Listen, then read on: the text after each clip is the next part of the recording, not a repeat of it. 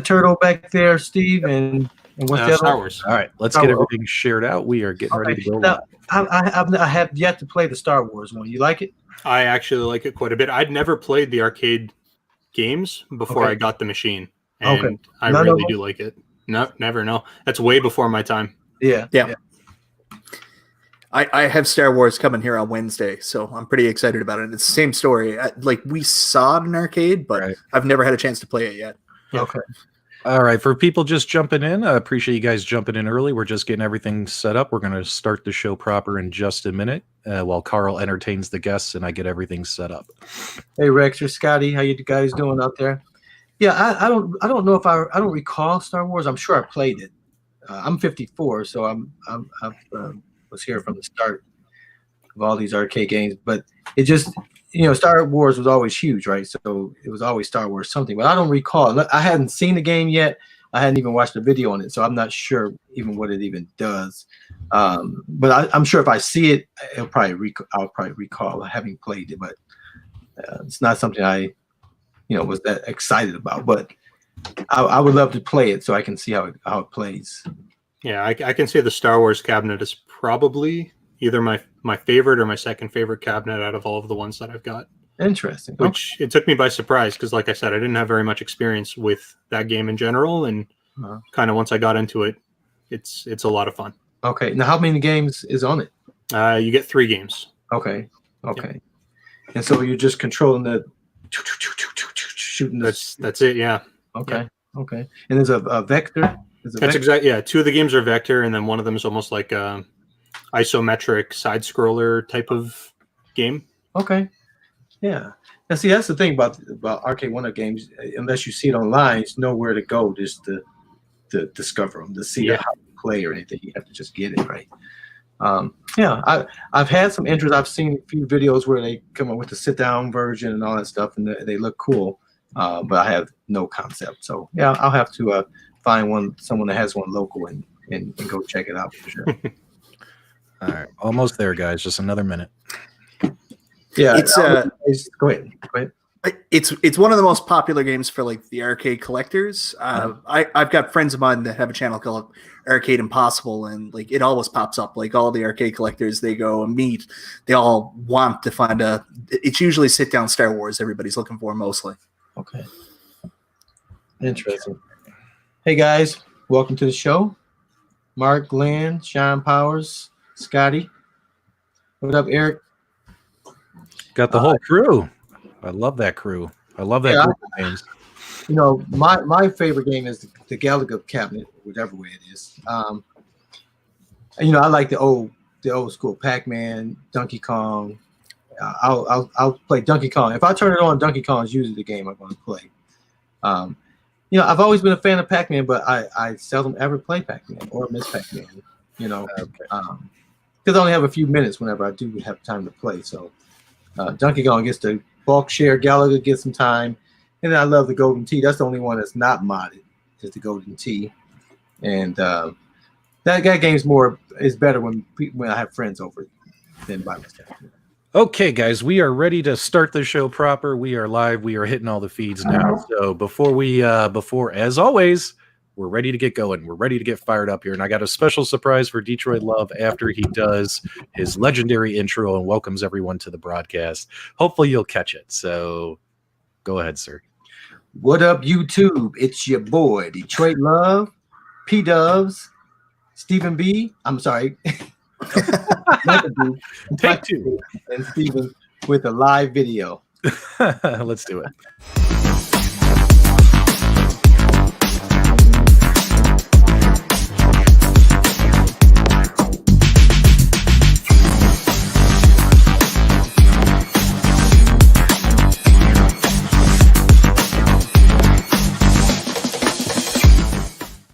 Did you see that? Featuring Detroit Love? Yeah, did you see it? Detroit Love. I glanced down, so yeah. Yes. Well deserved, my friend. As you guys know, Detroit Love has joined me on the last 6 or 7 episodes. He's done a fantastic job. I have asked him to be my permanent co-host, and he has agreed. So we'll be tweaking our intro video and music. I just threw that up there real quick. It was pretty easy just to add featuring Detroit Love, but I'm going to make a whole new intro video because you deserve it, my friend. You are the glue that keeps this show together. And welcome, everybody. Today is Sunday, April 5th, 2020, and you are tuning into the Loft Report, your arcade and gaming podcast show. This is episode, what episode are we? I can never remember. We are episode 14, and we are joined by a couple of Canadians. That's right. The Great White North has invaded the Loft. We have Michael B., the Game Genie, and Restalgia, YouTubers, online with us. We appreciate you guys joining the show. We got a lot of stuff to talk about, and so let's go ahead and kick it over. How are you doing today, Restalgia? I think this might be the first time people are actually seeing something besides your arm. Yeah. So now you guys can see my face is about as hairy as my arms are. So, but no, I'm doing well. Yeah, awesome. And then, of course, make sure you guys subscribe to Restalgia on YouTube. And of course, we have Michael B., the Game Genie, in the house. How you doing, my friend? I'm good, man. Yeah, you've been on YouTube for a long time. How long? At least 5 years, right? I think 2013. 2013. Wow. How do you do it, man? I don't know if I'm going to be able to do this for 7 years. It's only been 6 months. And do you know how many times I've messaged other guys and told them I'm ready to quit? I'm like, over it. It's not good for your channel, but every now and then I'll just take a break and I just ghost because stuff comes up. I had a kid, so that's good for your mind every now and then, just to take a break and step away from things. Oh, that's wonderful. And of course we have Carl, of course. How you doing, Detroit Love? What's up? I'm doing great. I've been on here since 2006 on YouTube. Oh my God. Yeah. But I never cared about the subscribers, because I always made money from my videos. But until they changed the rules and said you had to have 1,000 subscribers, I guess I'll go out and get some subscribers so I can start getting my money back. By the way, Restalgia, Eric thinks you're a handsome man. I appreciate it, Eric. He flirts with everybody. I do my best. I trimmed up my beard. Hey, thanks, Devil Waldo. I try my best to bring you guys some great guests, so we appreciate it. So let's talk about it, guys. Let's see what's going on in your world. So you guys, Arcade 1UP in Canada. When I'm on our Arcade 1UP Facebook group pages, I notice a lot of times I see folks in Canada saying, I can't get this product. I can't get it. You guys have it. You guys have 30. I have 2. Why don't you guys, Michael, can you kick it off first? Tell us kind of like, what's the situation with obtaining Arcade 1UPs? First off, let people know which part of Canada you're in. You guys are on totally opposite ends, right, of Canada? Yeah, we're not too far apart, but yeah, and let folks know your experience and you're just starting collecting Arcade 1UPs.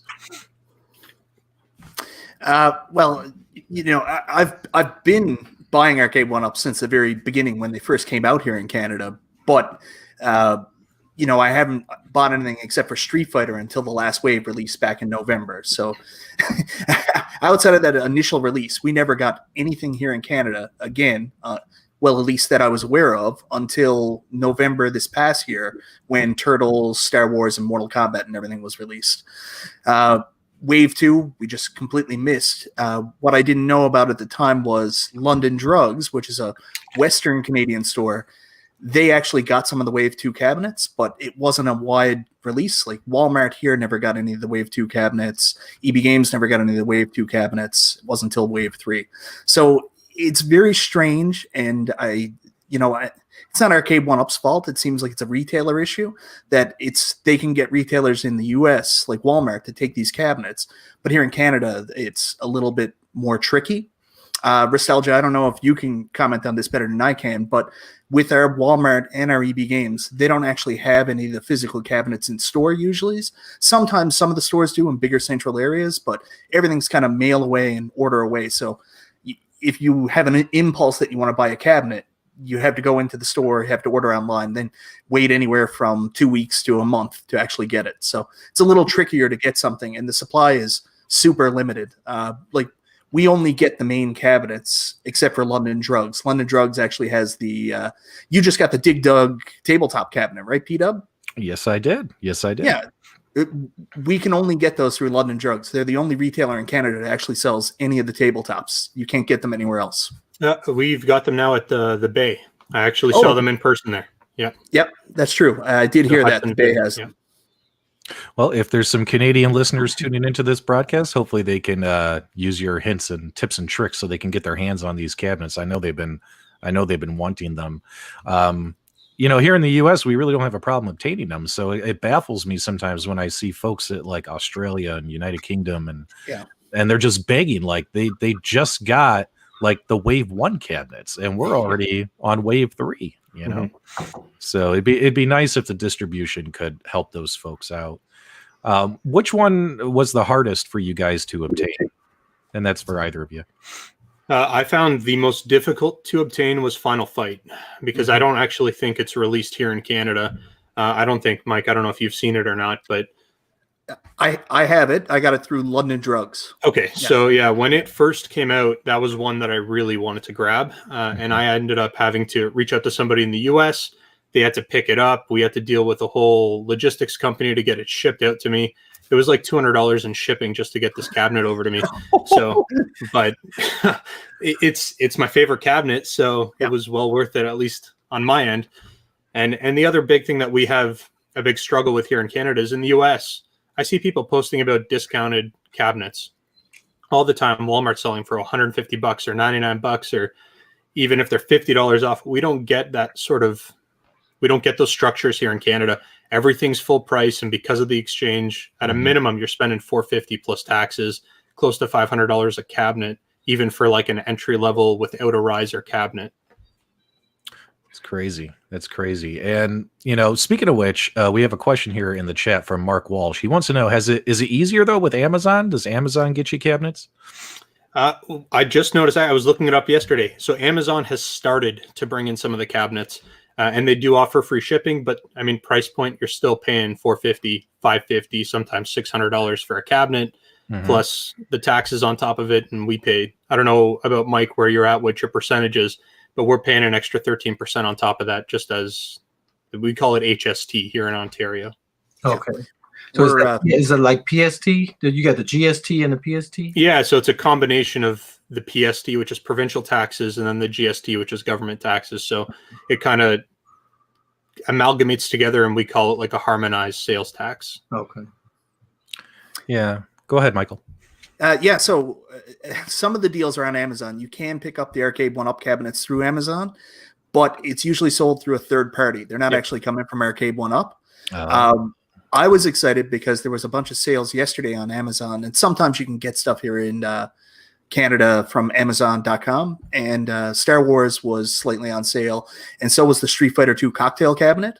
And you can find them. You can find the listing on Amazon, but they openly say because of what's going on in the world right now, they're changing their shipping, so they're not shipping to Canada. So we do have options to buy on Amazon, but not really.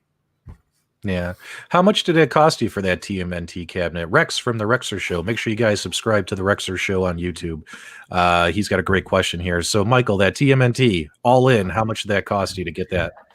It was $549 plus tax, which is 15%. So I don't know, it was like $629. Wow. Yeah. When you look at that price is getting pretty close to, and I think Sean Powers hit the head right here in the chat as well. He says, sounds like it might be cheaper just to go buy a real arcade cabinet at that point. Not here in Canada. Not in Canada, huh? No. Well, Michael, you were saying before the show started that you pay like over $150 for a riser. I mean, that might be something easier to make, even with limited fields, right? Well, that was the thing. I actually did make my own riser. It was for my Street Fighter cabinet, and I made my own riser. And then when I got my 3 other cabinets, they all had either the official like graphic riser or with Final Fight through London Drugs. This is when London Drugs still shipped the risers. I actually got them to ship a riser too. So I looked at the one I made myself, and then I was looking at the ones next to them, and I was like, that doesn't sync up. So I'm the kind of person, I like everything uniform, so I had to go get a riser at that point. Yeah, see, I was lucky. As soon as they started selling the risers online, I ended up buying like 8 or 9 of them and just had them all shipped. So I paid like $100 in shipping, but spread between the 8 risers, it really didn't cost too much. So Man, Restalgia, you should have got on that London Drug stuff earlier. Like they actually offer free shipping when they still did send out the risers, and they were $10, $69.99, and as long as you spend $75, you got free shipping. So you just had to add like some toothpaste or some gum, right, and then you would have got your shipping for free too. Yeah. How long ago did they start selling it on London Drugs? I actually found out about London Drugs because I had posted an angry post, upset post on Twitter saying, why can't we find risers here in Canada? And someone just sent it to me. And I was like, it's the most bizarre thing in the world. London Drugs has Arcade One Up. And wow. So that was like, I don't know, back in September last year. Was that Sean Nesbitt? He said he had a hand in getting that riser. Yeah, that was Sean. Yep. Sean's the one who sent it to me. Thanks, man. Yeah, I ordered my risers. It was months before that. I think I would have ordered them middle of last year. Wow. Now I have it on good authority that if you guys go into Restalgia's garage, you're going to find nothing but piles of Arcade One Up risers and toilet paper. This is where everything's been going. He's been maple syrup. And maple syrup. He's been stockpiling everything. That's why we can't get our hands on him. So once again, guys, blame Canada. No, I'm just kidding. So guys, so what about the At Games Legends Ultimate? So that's not available yet in Canada, right? And so that would be nice, though, if they can expand their distribution there, maybe when the world gets back to normal. But are you interested in that one? I know Steven has one, but what about you, Michael? What do you think? Big time. They actually just did an email. It was a Twitter ad asking people like us to email At Games and ask them, indicate our interest in them selling their cabinets here because they're trying to expand their distribution. So I went ahead and I emailed and I let them know, I'm really interested in your product. I'd love for you to sell it here. I got an email back saying our customer service is closed right now. And I was like, well, why'd you ask me to email? And Carl, you're eventually going to get your hands on one, right? Yes, that's the plan. I have to get that the basketball game first. For NBA Jam? Yes. For my grandsons. They live over in Windsor, and they are looking forward to getting the NBA Jams. Oh, yeah. So maybe when I come over there, I can meet you halfway, Steve. I almost oh, are you there? Sorry, it flipped on me. So we had a question earlier in the chat. I had to get to it. So Eminem asked me, he goes, P-Dubs, have you got any updates as to when you're going to receive your Burger Time Arcade yet? Absolutely not. I'm probably going to be the last guy to get it. And I don't know. For some reason, I have a feeling like with all the 4-way, 8-way gate controversy, I have a feeling Arcade One Up is going to send me my Burger Time with 2-way gates. I think that's what I'm going to get. I'm kidding. I'm just kidding. But no updates yet. I think if you weren't in the first 1,000 that already got them, you're not getting them until hopefully the end of April is what I'm hearing. The last email they sent out said it would ship mid-April, so to me that means late April. So we'll see. We'll see if we get our hands on that. Michael, I'm going to pull up your YouTube channel here, so I'm going to share my screen, and I would love for you to talk about because there's folks on here who might not be familiar with you, right? So I'd love for you to kind of talk about your channel, what you show on your channel, as well as you could talk about your most recent video, the Ninja Turtles and stuff. So let's go ahead and get you pulled up here. And where are you? Here we are. All right. Look at this. Look at that. Yeah. Look at that big smile. I love it. But yeah, I mean, 20,000 subscribers. Good job, buddy. That's fantastic. Thanks, man. Yeah. So I've been making YouTube videos since 2013. I'm a big NES guy, Super Nintendo guy, Sega Genesis, TurboGrafx 16. Pretty much everything from that 8 to 16-bit era is really my sweet spot where I really talk about things. Some Atari, not much, but some Atari.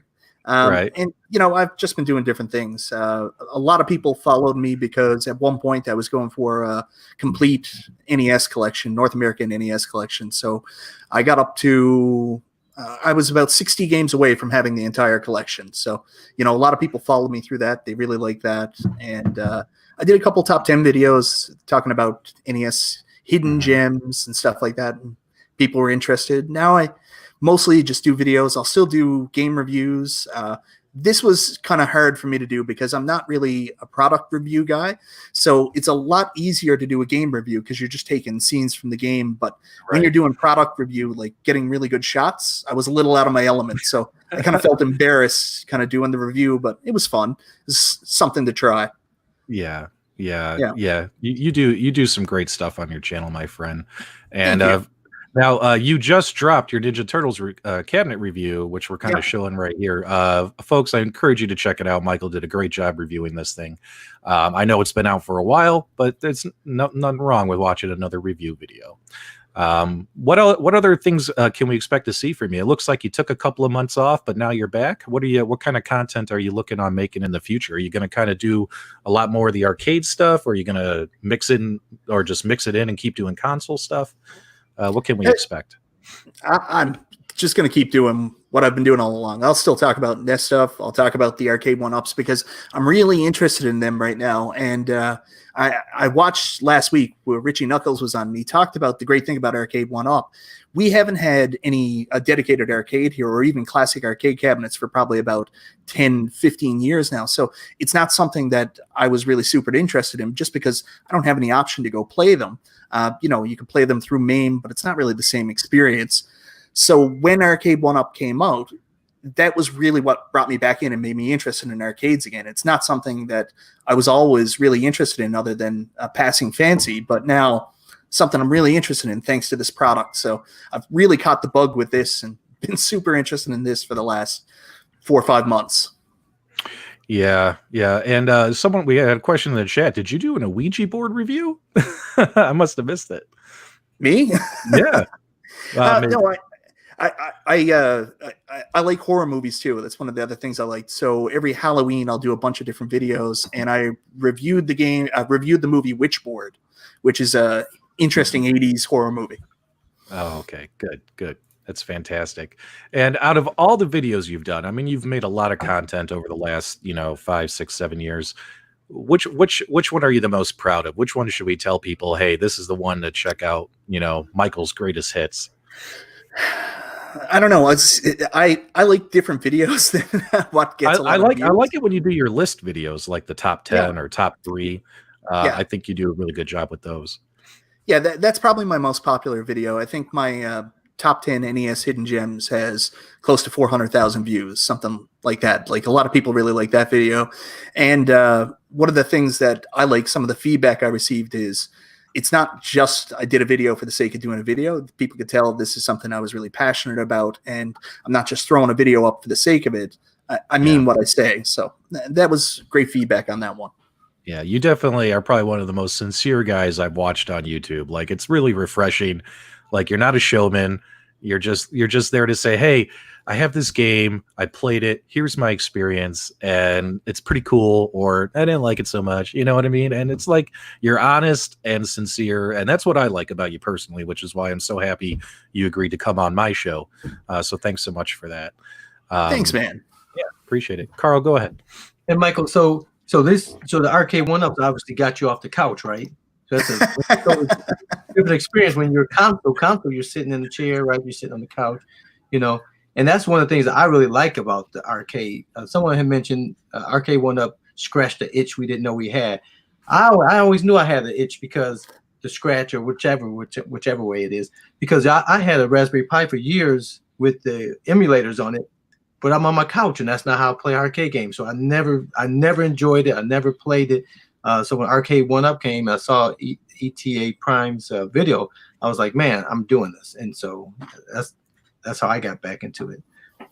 Yeah, that's actually a really good statement to make. It scratched an itch I didn't even know I had. Like when they announced pinball, I've never been a pinball guy at all. And it's all I think about right now. It's crazy how bad I want these virtual pinball tables, which is another thing we can't get because I want one so bad. I would just buy the Toy Shock right now while I was waiting for the Arcade One-Up cabinet, but they're not available here. So, yeah. And I'm hoping Toy Shock will expand their distribution as well once the world gets back to normal, because they got some good things cooking. And I think Cool Toy also dropped a video last week. There's another company coming out with virtual pinball, like 3/4 scale. I forget what was the name of it, Carl? Do you remember? Well Played or Well Play Toys or something, and they're coming out with tabletop pinball and 3/4 scale pinball.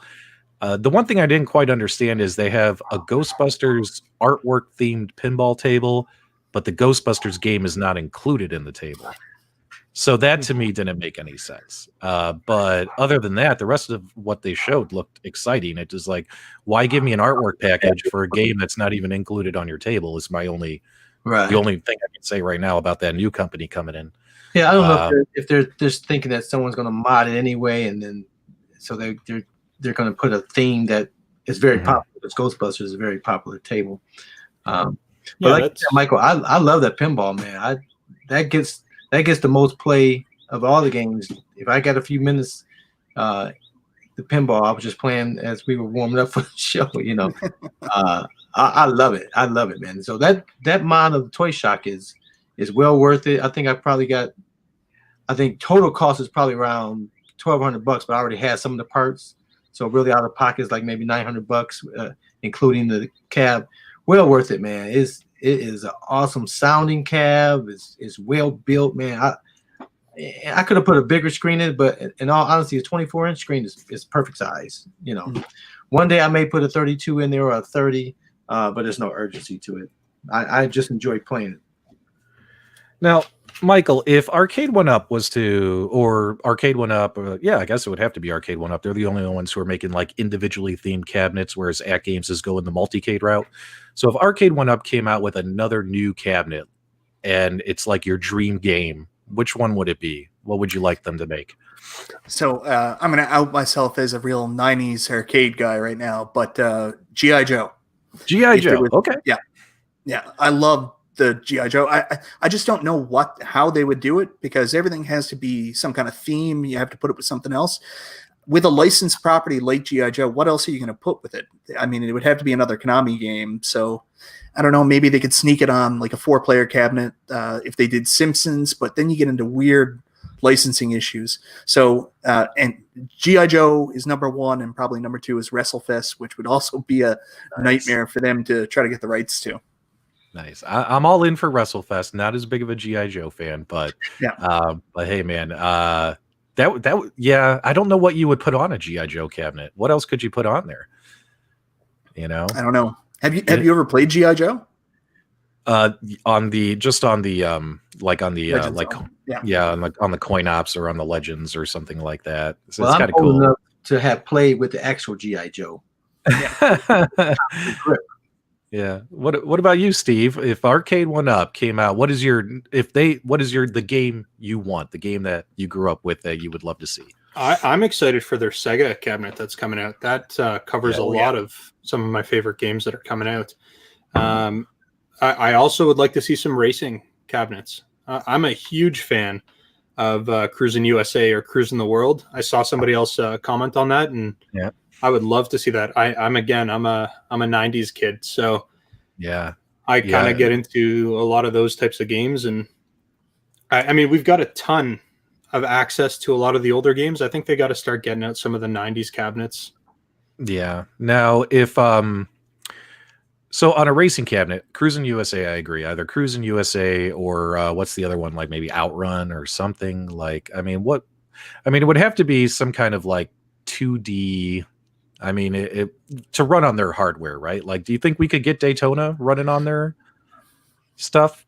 You never know. I mean, if they could get Silver Strike Bowling going, I guess they could. I don't think it would cost them that much money to upgrade the CPUs that they use on the actual chips. It doesn't. I mean, you're going to need obviously beefier hardware to do that, but I don't think it's going to cost them that much more that it would make it unfeasible for them to be able to do something like that. I think the biggest issue is going to be the licensing. The licensing. Yeah, I agree.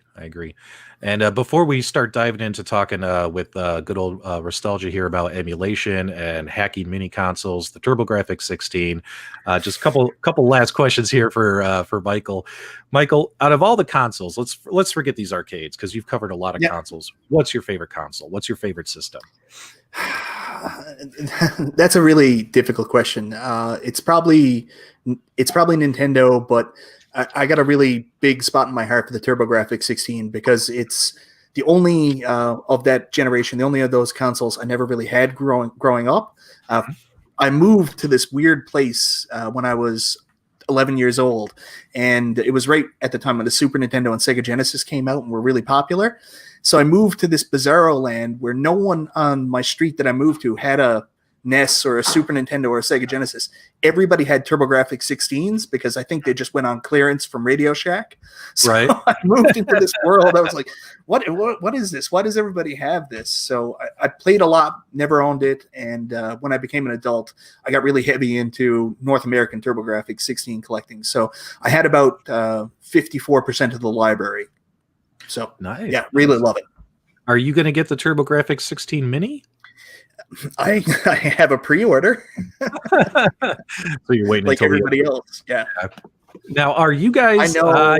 Rub it in. Rub it in. Now, are you able though to order it from Japan, like some of the other, like a lot of the YouTube creators right now? We're all ordering it from Japan so we can get our hands on them. I think mine is coming here sooner, like next week or something. So that way we can put content out there for that product. Everyone's ordering it from Japan. Can you guys order from Japan in Canada as well? The Amazon Japan website. Yep. That's where I got mine from. Sweet. I figured you got yours for free because you get everything for free. Yeah, See, none of these awesome. classic consoles. Because you're awesome and I suck, so I don't get anything for free. The only thing I'm getting from free from Arcade 1-Up is a restrictor gate. That's it. I'm totally good. Okay, so your favorite console is TurboGrafx 16, right, Michael? And is that true? Yes. NES, but 1A is TurboGrafx 16. Okay. And Yeah. what about you? What about you, Carl? What was your favorite console when all these consoles? I was probably in college then when you guys were born then. And me and my buddy, we both had that's when the Genesis and NES war was going on, and we were trying to play football. You see, football has always been my game, and so that was the console war. Who's gonna have the better football game? And me and my next door neighbor, I had one, he had the other, and we were always at each other's house, trying to beat those games. So, but I think Sega to me always just had that edge. Mm-hmm. Super Nintendo always had the popularity, but Sega always gave you something new. But in all honesty, what I would love to get now, and I can find them around $50, is the Dreamcast. Dreamcast, it came out, and that thing was sweet, bad, but then it just disappeared. I'm not sure what killed it. I had 4 kids, and I had kids in Canada, and then got divorced and had 2 kids over here. So I got a little distracted from gaming for quite a few years, but I'm not sure what killed Dreamcast. Look at Michael. This is why I tell you he's like the most polite guy on YouTube. He literally raises his hand when he's ready to talk. Michael, don't raise your hand. Just go. Two things killed the Dreamcast. The fact that it was so easy to burn off the games. I mean, there was no restriction at all. So pretty much like a year into the life of the Dreamcast, everybody stopped buying games and we're just downloading ISOs, and they can play them directly right on the system. There was just no lockout from that. And then the PlayStation 2 came out and everybody lost interest. So yeah. Sadly, those two things. Yeah, I had a Saturn, I think. I don't think I had the Dreamcast. I think that one I completely skipped and went to what was that? The PlayStation. I think that's where I went. Mm-hmm. So yeah, I don't think I ever actually owned a Dreamcast now that I think about it. I went from Saturn to PlayStation. Okay. So yeah. Okay. So we also have Restalgia on. How you doing, my friend? And you, sir, let's tell people a little bit about you. You have been doing YouTube for how long? Not as long as these other 2 gentlemen sitting here and here. Correct? How long have you been doing YouTube stuff? So I've had a channel since the beginning of 2017. Right. And at that time, I think I had like 4 or 5 videos that I had posted that were really basic, how to do specific commands on a Raspberry Pi. And then I just kind of left it. And then going on, I started actually putting consistent content out in December, let's say mid to late December of 2018. So that's kind of when I really started to try to build the channel up, and it didn't take too long to get past that 1,000 subscriber mark. I'd say probably by January, middle of January to end of January is kind of when I hit that 1,000 subscriber mark, and kind of the rest is just gone on from there. Yeah, your channel has really just blown up, my friend. I couldn't be happier for you, and you do some great work. Whenever I want to watch a video about how to modify or hack something, there's two guys I turn to. I turn to ETA Prime and I turn to Restalgia. And your content quality is fantastic, sir. And you know, lately, the most recent thing you've been working on is the TurboGrafx 16. You actually got your hands on the PC Engine version as well as the American version, correct? That's exactly right. And I'm waiting on the Core Graphics, the UK version as well. So that's coming any day now. And tell us a little bit, because you just recently dropped this video the other day about the TurboGrafx 16. What are your thoughts about this mini console, especially compared to the Sega, the Nintendo, the PlayStation Mini, all the ones that are just all coming out? What do you think? I like it a lot. Now, admittedly, I didn't have much experience with TurboGrafx when it was still in console format, when people were playing it. I didn't really get into TurboGrafx or PC Engine until I started getting into emulation when I was in my teens. So I was really late to the bandwagon on TurboGrafx. And honestly, out of all the console systems, and I've got almost all of them, this is probably my favorite out of the box in terms of just the game lineup and the quality and just everything that kind of comes bundled in with it. Yeah, I'm not that familiar with TurboGrafx. What's a game that I would know that's really good for that system? Well, there's a good version of Splatterhouse on there. That's pretty good. I'm trying to think of some exclusive ones. There's a ton of RPGs and a lot of shooters that are going to be on TurboGrafx. Okay. Yeah. And out of all these games, which one do you like the most on the TurboGrafx 16 Mini? Please say Bonk. Please say Bonk. Well, I do like Bonk. I find that game really entertaining. I do like New Adventure Island, and there's one that I had actually never played before. What is it called here? Somewhere on here, Ninja something. I don't know what it's called. Ninja Spirit. Ninja Spirit. Thank you. That was probably a couple days ago. First time I ever played that game. And I'm blown away. It's so much fun. Like, it's a really, really good game. So if you haven't played that, you need to.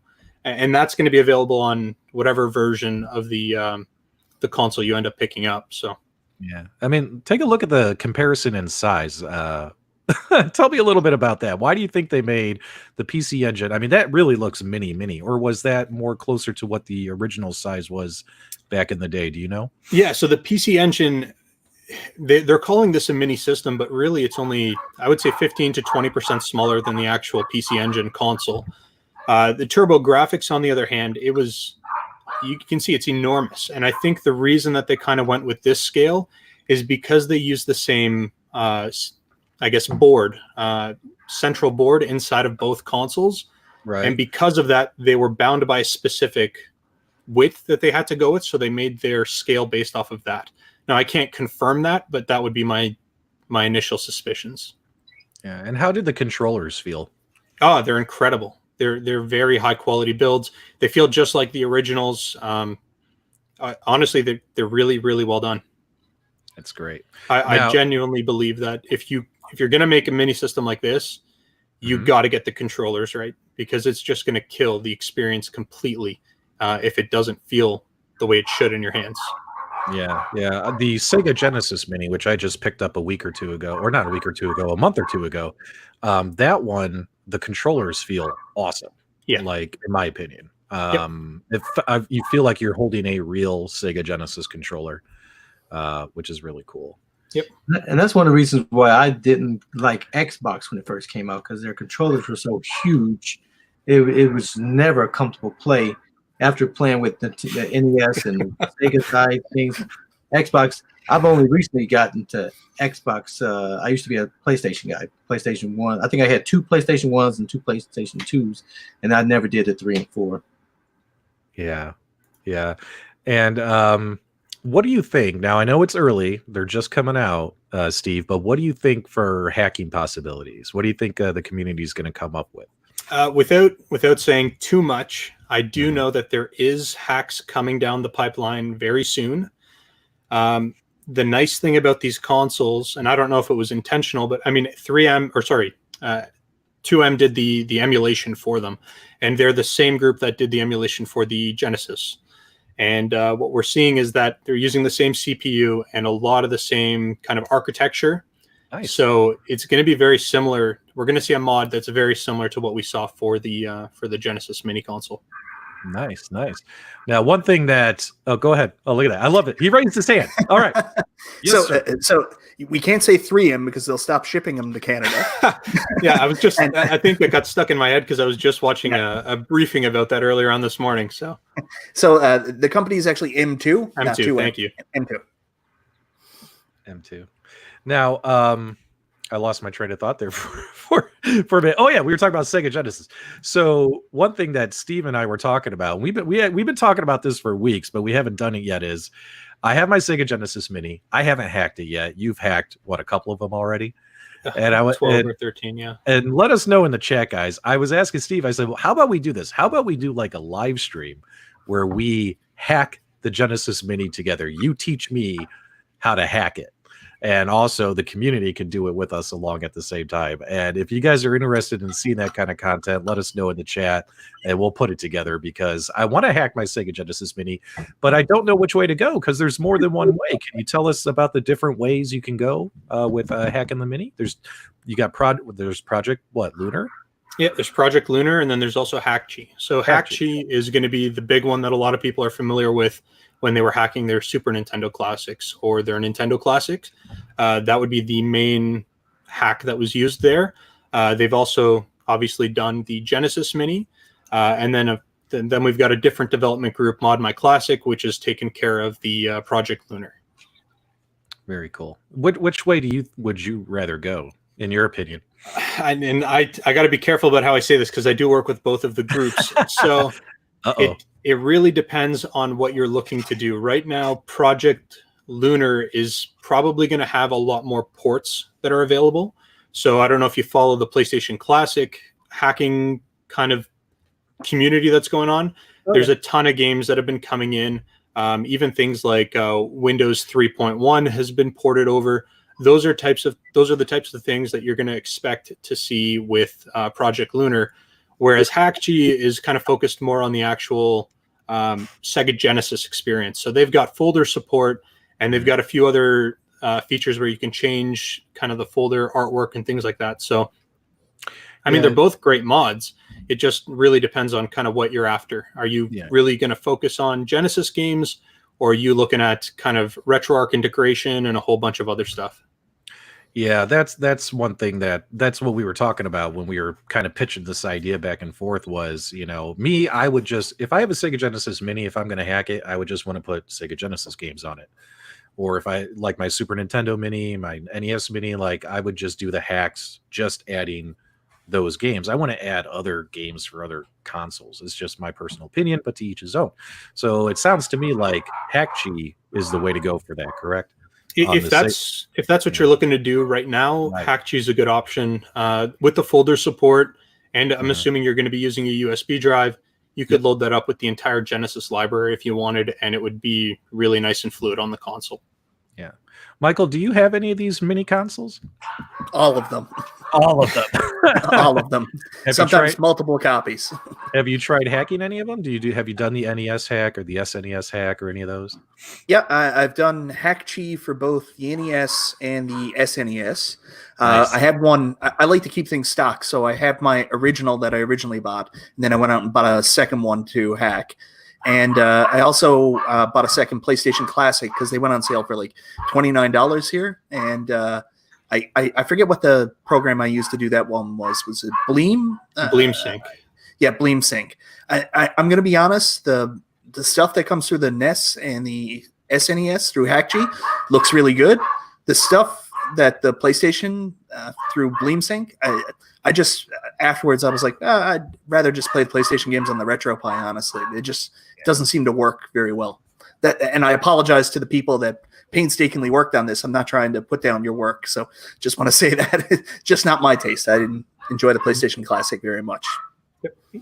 Yeah. I mean, that's what's so wonderful about everyone in this community is people are just creating options, right, for everybody. And it's like to each his own, right? Like, look at the At Games Legends Ultimate. You could either sync a PC to it, you can create ROM files and use a flash drive, you can go on their paid service and play games. I mean, all they're doing is giving everyone options, and you just pick which option works for you, right? Yeah. So, like, that's what I love about these mini console development groups, where they're just giving everyone options. Like, do you want to go this way, or do you want to go this way, right? And there's no wrong answer. It's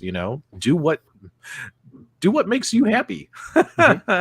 Now, I will say that if you are looking to mod one of the classic consoles.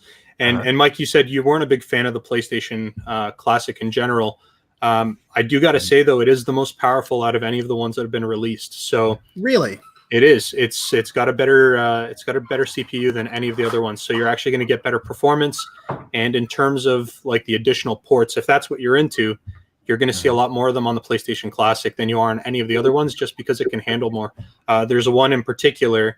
I'm not going to give any teasers because I'm going to be working on a video on it, but it is related to one of the cabinets that are behind me. And it's one that we're going to see on the PlayStation Classic, but I don't think it's going to be able to run very well, if at all, on any of the other classic consoles. All right. So he says he won't tell us what it is, but maybe we can kind of peek and take a look here. What do we got? Star Wars and Ninja Turtles. It's one of those.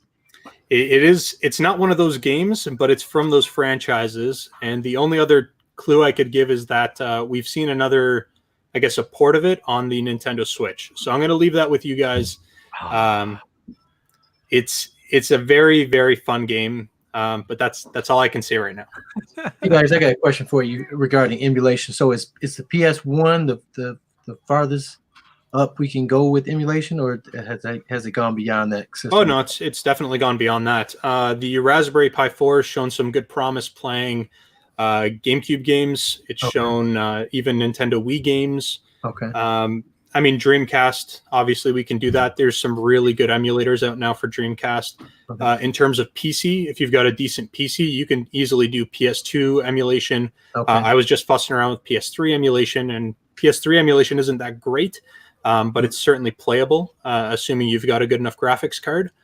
There's, I mean, I'd imagine that a couple of years from now, we're going to have PS4 emulation and the whole works. So not that I think Sony wants that, but.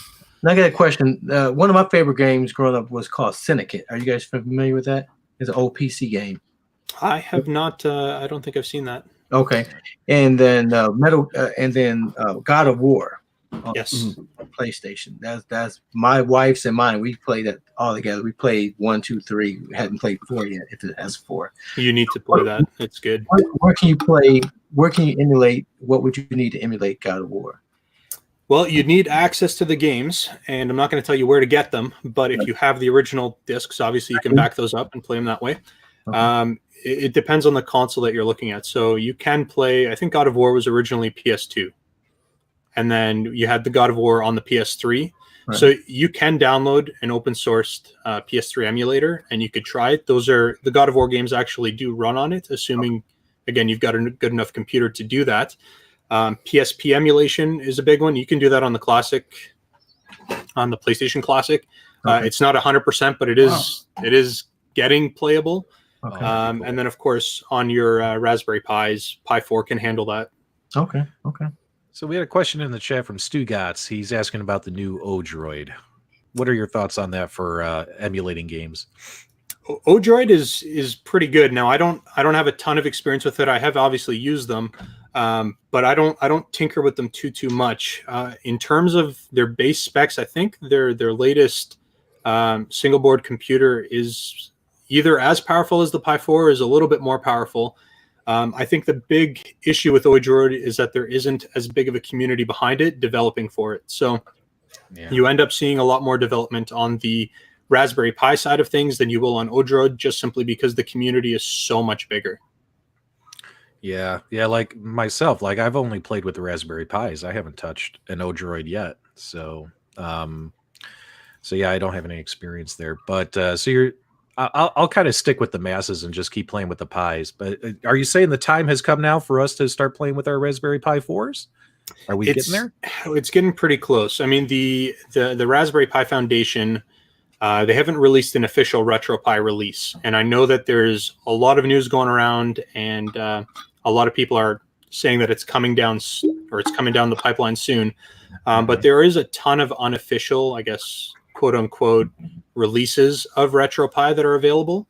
They are ridden with bugs, and if you're not familiar with how to do some of the custom configuration, it may not be something that you want to do, but there's quite a few different YouTubers out there and image builders that have built some that are actually pretty darn good.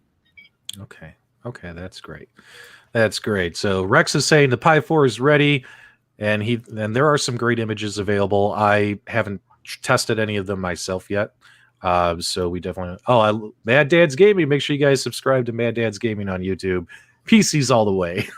See, that's what's great. It's to each his own, right? Everyone just wants to play games. So excuse me. Okay, so we should pivot over. We should talk about our arcade game of the week real quick. And our arcade game of the week chosen last week was what? It was Space Invaders. Space Wars. Space Invaders. I'm mixed in. it's the Star Wars jacket. So if you guys were on our or caught our last broadcast, we had Richie Knuckles on, and he showed us his Star Wars. Now you got me doing it. He showed us his Space Invaders trick on how he earned his world record that he held for a long time. And I tried doing it on my live stream yesterday, or was it the day before? I can't remember. And I botched it. And not only did I botch it, Rex from the Rexter Show called me out on his live stream the next day, which was this morning, I think, telling everyone how bad I botched it. So, Carl, what do you think about Space Invaders, which was chosen as our arcade game of the week? Again, when the Space Invaders cabinet was announced from Arcade 1-Up, I said, oh. Boring.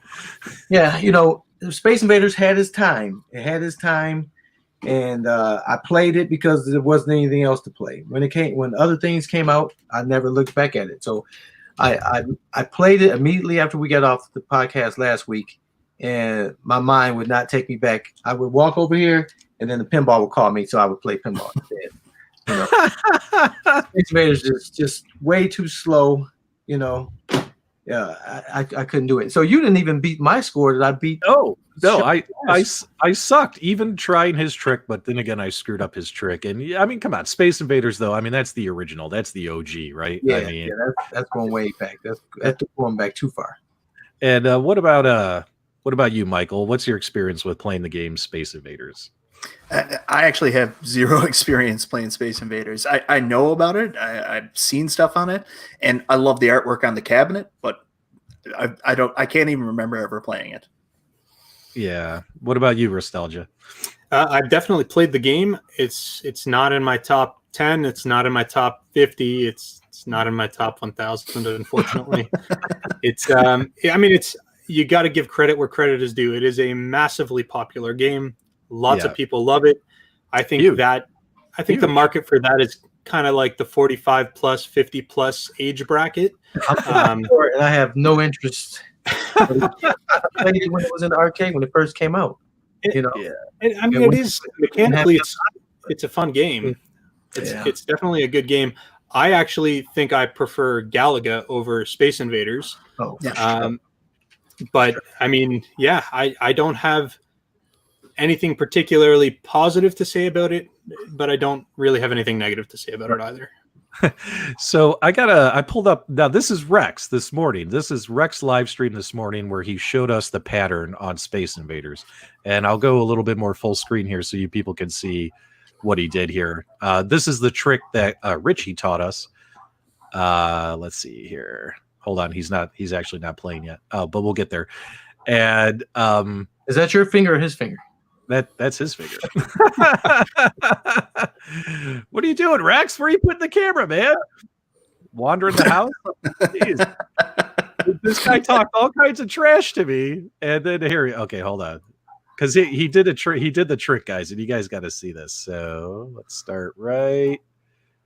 We're almost there. Okay, so starting right off the bat, you have to start on the right-hand side, and you got to clear those columns, right? And let's get this a little bit bigger.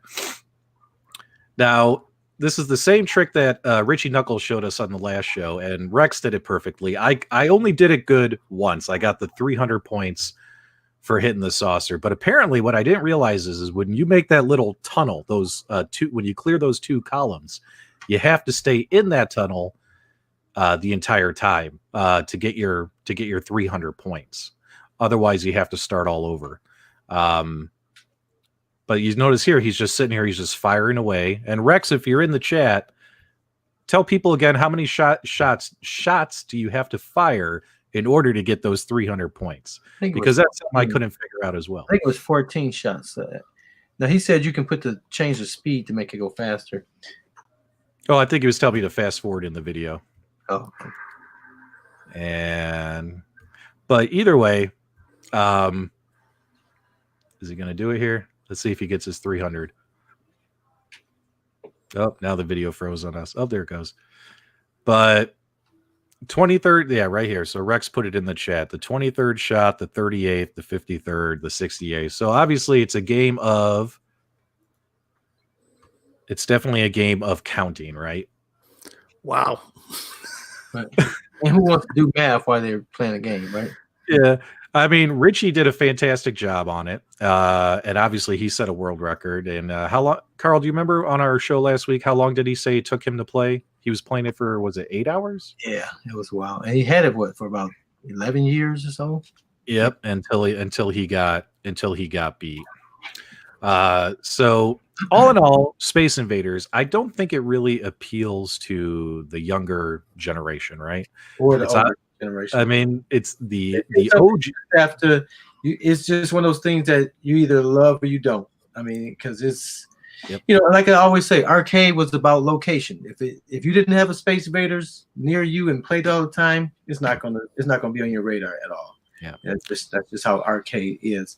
It has to be something very unique before it gets the mass appeal like that. But I got a question real quick for you. Are you guys familiar with the Metal Gear series? Oh yeah, I used to always play the game. That's one of those games I always love. I don't think I ever finished any one of the games though. What platform would I be able to play those on? You could play. I mean, if you want to get into like the older Metal Gear games, they've got them for the original NES. Okay. But if you're looking for more of like the 3D platformer style games, the PlayStation, it actually comes stock on the PlayStation Classic. Right out of the box, it comes included as one of the games. And I think that actually might be one of my favorite games that comes stock on that console. It's just such a good game. Are those readily available? Oh yeah, and they're cheap too. Okay, because I know I was thinking about getting the NES, but that thing you couldn't find it. I think I have like a bootleg copy upstairs. It sucks. Yeah, the thing about Nintendo is they don't like to drop their prices on anything. So even if they weren't selling, they just you're still going to pay full price. Yeah, they for don't them. care about money for some reason. That's why we don't have Donkey Kong cabinets. Yeah, so, no, definitely the Sony PlayStation Classic. You can pick that up. I'll have to pick that up. But I still have. I don't sell my units. I still have PlayStation 1 and 2 sitting somewhere in the box. I still have the games everywhere because I never, those games. What is it, GameStop and those guys give you like $2 for a $60 game. I never get them. So I have boxes. I just don't have them nice like you guys do. Throw them in a box. And now, Michael did raise his hand. So I did. Go ahead. So Restalgia, you can help me with this. The controller on the PlayStation Classic doesn't have the analog option. Is there a fix to put an analog controller on that so you can play Metal Gear Solid properly? So right now, out of the box, there is no way to get analog functioning with it. If you are going to do a mod, either with Auto Bleem or with the new Project Iris, which is essentially replacing the Bleem Sync mod, you can load those games through RetroArch, and then you can actually you can take advantage of analog that way. And actually what I do is, I use my PS4 controller on my PlayStation Classic to play any game that I want to. So, okay. And you have videos I can look at? Oh yeah, lots of them. Yep. Make That's sure you worth getting on the couch for. Oh, I missed that. Can you say that one more time? So that's worth getting back on the couch for. Some Metal.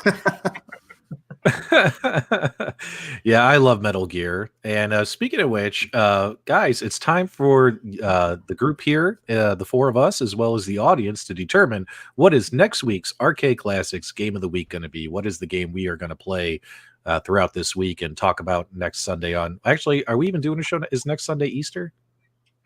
Yes. Yeah, so, Yep, it is. yeah. So we're probably not doing a show next Sunday because of the holiday. But on the next show, we'll talk about that game. So, folks in the chat, by all means, throw in your suggestions. Metal Gear was one that was talked about last week, as well as Michael, Steve. What game would you love to see us highlight this week as well, or what game would you guys like to play this week?